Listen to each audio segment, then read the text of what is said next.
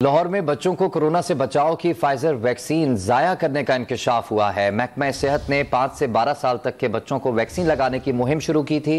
Target पूरा ना होने पर वैक्सीन जाया करने की फुटेज डॉन न्यूज को मौसूल हो गई है।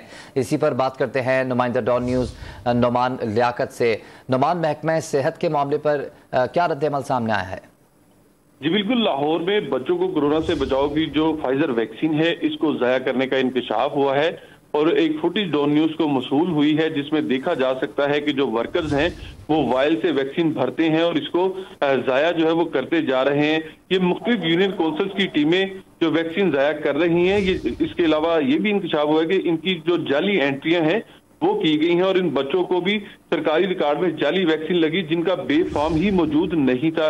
और वैक्सीनेशन मुहिम के दौरान यूसीएमओ स्किल पर्सन और जो इनकी टीम थी इस पर लाहौर की डिस्ट्रिक्ट अथॉरिटी ने 13 करोड़ 82 लाख से ज्यादा की रकम भी खर्च की थी। और ये भी बता दो कि जो वैक्सीन की एक वाइल है इसमें 10 खुराकें होती हैं और हुकूमत ने 5 से 12 साल तक के बच्चों की मुहिम के दौरान ये वैक्सीन चलाई थी। तहम जराई ने यह बताया है कि वालिदैन के मना करने पर टीमों ने वैक्सीन जाया की क्योंकि डिपार्टमेंट का प्रेशर था, इसलिए वो जाली एंट्रियां भी करते रहे।